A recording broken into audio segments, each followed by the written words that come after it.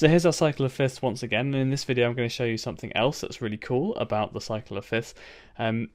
All that we've got here at the moment is everything we've talked about so far. So we've got the cycle itself, showing that if we jump round in intervals of a perfect fifth around this circle, eventually we will go all the way around through the 12 different pitches and we will end up right the way back at C again. And in this inner ring I've just got the sharps and flats that we would use in each of the 12 keys, and just showing that actually the cycle of fifths shows us how those scales go from mostly having white notes like C major that has nothing but white notes to having pretty much all of the notes being a sharp or a flat as we get down here at the bottom. So it's showing how the scales, if you want to think of them as more complex, how they go from simple to complex in terms of the number of sharps or flats that we use.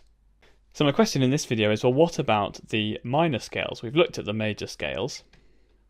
All 12 of them are sitting around the outside of the cycle of fifths, but what about the minor scales? They're important too. We use them probably just about as much as we do the major scales, and so is there anything we can learn about minor scales from the cycle of fifths? Well, of course, yes, there is. Hopefully you'll know that every major scale has a scale called a relative minor, and the reason that they're relatives is that they share something in common, and that is the number of sharps and flats that we use to build that particular scale or key. So if you remember C major is like this. And the special thing about C major is that it has no sharps or flats in it. And the relative minor of C major is the minor scale that also doesn't have any sharps or flats in it. And when we say the relative minor, we've talked about a few different flavours of minor scale. And essentially, to get it as clear as possible, we're going to really be talking about the natural minor scale. We sometimes have different flavours, the harmonic minor or the melodic minor, but that sometimes slightly confuses people. So for the purposes of this video, we're going to talk about the natural minor, because if we think of A natural minor, it starts on an A here and it finishes on an A here, and in between you'll notice that just the same way as C major, we didn't use any sharps and flats at all to create that scale.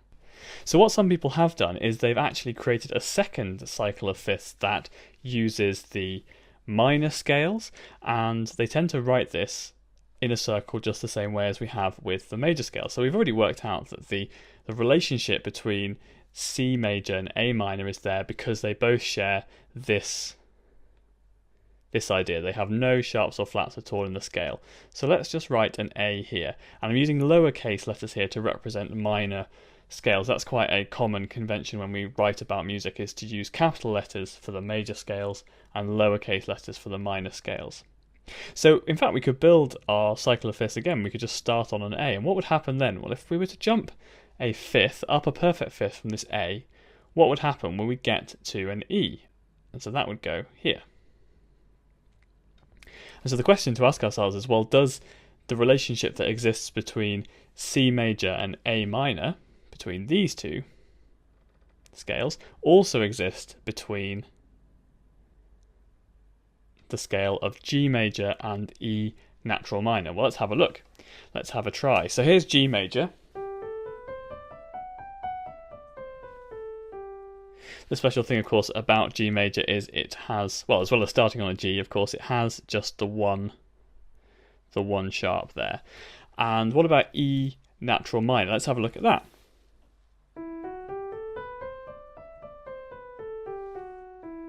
And so that's kind of interesting, because that as well just has the one sharp, the F sharp. And so there is obviously this relationship between G major and E minor, just as we saw with C major and A minor. So if we carry on this pattern around the cycle of fifths, what we're doing is in fact creating a cycle of fifths based on minor scales.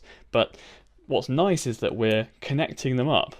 If we write them this way, we're connecting them up with their related major scale. Something that's also interesting is you'll notice that we see E and A somewhere else on this cycle of fifths. It's just here. So you could say that in a way we're writing the same cycle of fifths that we already had, but we're just shifting it round by 1, 2, 3 places. So you'll see this is our A here. If we move around the circle by 1 from this A, you'll notice that we get an E. And that's kind of what's happened here. We've got our A minor, and then we've moved around one place around the circle and we've got our E. So if we carry on looking at the major scales, we'll notice the next one that comes out is a B. Is that the case here? Is the relative minor of D major B minor? And in fact, yes it is. So we can write that in here. So this circle of minor scales that we're writing out actually isn't that different from the circle of major scales. It's just shifted around a little bit. But the reason that it works really well is that we're also coding into our circle, we're writing into our circle the relationships between the major and minor scales, because D major, which looks like this, shares its sharps and flats with the scale of B natural minor.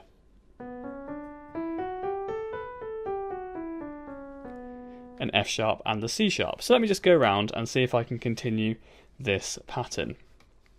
So the relative minor of A major is F sharp, as we'd expect to find, because that's the next step around the circle from this B. If we go up another perfect fifth from F sharp, we're going to end up with C sharp or D flat. See, this is the note down here, it's D flat. Carry on around, we'll get G sharp, G sharp. If we keep going, then we'll end up with D sharp.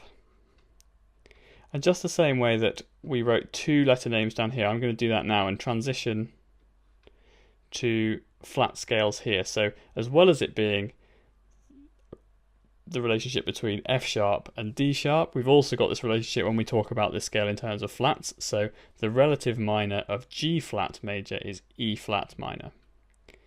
E flat. And we'll just carry on around this scale looking for that relationship. The relative minor of D flat is B flat.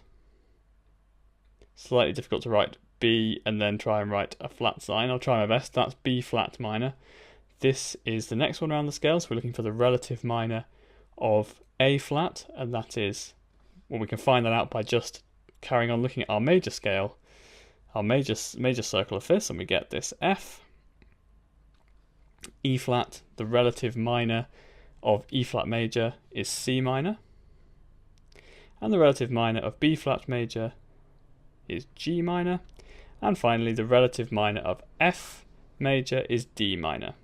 So I think this is a really useful element that we've added into our cycle of fifths. Essentially it's a second cycle of fifths which looks at the minor scales as well as the major scales. And what's really great about the way we've written this onto the circle here is that we've also shown the relationship between the scales that share their key signatures, or they share their numbers of sharps and flats. So not only have we got a cycle of fifths here which goes around the 12 different notes and it eventually returns us back to where we started, we're also pairing up each of the minor scales with its relative major scale.